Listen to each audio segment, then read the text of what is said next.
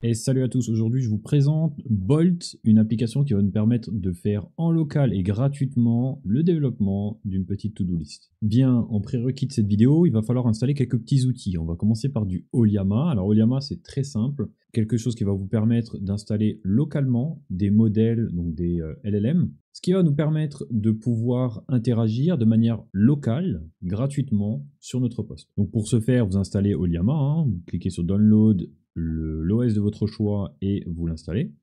Une fois que c'est fait, vous aurez accès à une commande qui s'appelle Oliama. Donc si vous n'avez pas ça quand vous tapez Oliama dans votre ligne de commande, c'est qu'il y a eu un problème lors de l'installation.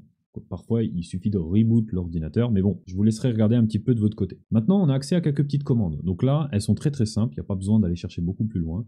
Celle qui va vous intéresser tout le temps, c'est Docker PS, pour savoir ce qui est lancé. Donc là, pour l'instant, on voit qu'il n'y a rien.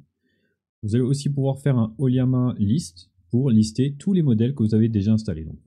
Et donc les modèles, je vous disais, on va pouvoir aller dans modèles et rechercher un petit peu tout ce qui nous sert. Donc il y en a pas mal, je ne suis pas allé chercher non plus en profondeur. Donc là on voit qu'on a du Mistral, du Llama 3.1, 3.2. À savoir que sur chacune des versions, vous avez différentes tailles de modèles. Donc là, ce qui va nous intéresser, nous, ça va être le Qwen. Chercher Qwen. Et celui qui nous intéresse, c'est le 2.5 coder. Donc quand on rentre dedans, on voit tout de suite qu'il y a différentes déclinaisons là, le 0.5, 1.5. Alors la différence, pour vous en tout cas, ça va être la taille. Puisque là, je suis en 7B, donc on voit que c'est pas mal avancé ici, et on est en 4,7 Go quand même. En 0.5, on est en 500 MO. On va regarder un petit peu la 14B, c'est celle que j'ai installée chez moi, on me dit 9 Go.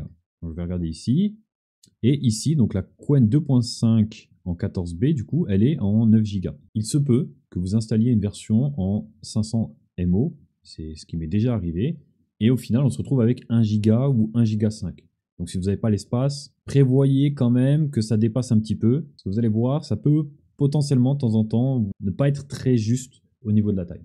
Bien, donc moi j'ai choisi arbitrairement le 14B, mais vous pouvez vous contenter du 3B, du 7B, ça suffira pour nos tests. C'est tout ce dont on aura besoin, parce que Oliama vient avec pas mal de choses, et notamment non seulement la possibilité d'interagir avec des modèles, donc là ce qu'on peut faire c'est, hop, on peut très bien lui dire, celui-ci par exemple, je vais copier, je vais lui dire Oliama, run ce modèle.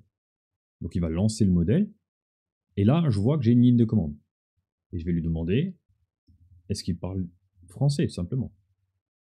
Donc effectivement, il parle français. Ça, encore une fois, c'est totalement local. Qu'est-ce qui se passe derrière? C'est qu'il y a une interface qui joue avec l'API de Oliama, puisque Oliama, par défaut, se lance sur un, non pas un LC, mais un localhost 11434. Ça, c'est un port qui est utilisé par Oliama une fois qu'il est lancé. Et ensuite, vous avez des /API, /chat, et il va falloir lui envoyer quelques petits paramètres. On peut tester ça avec une extension que j'avais déjà utilisée. Je vais lui dire, utilise le Qwen 2.5 coder, le 14B, et on va juste lui dire ping. Je balance la requête, et on voit, hop, il me répond pong. Comment je peux vous assister aujourd'hui?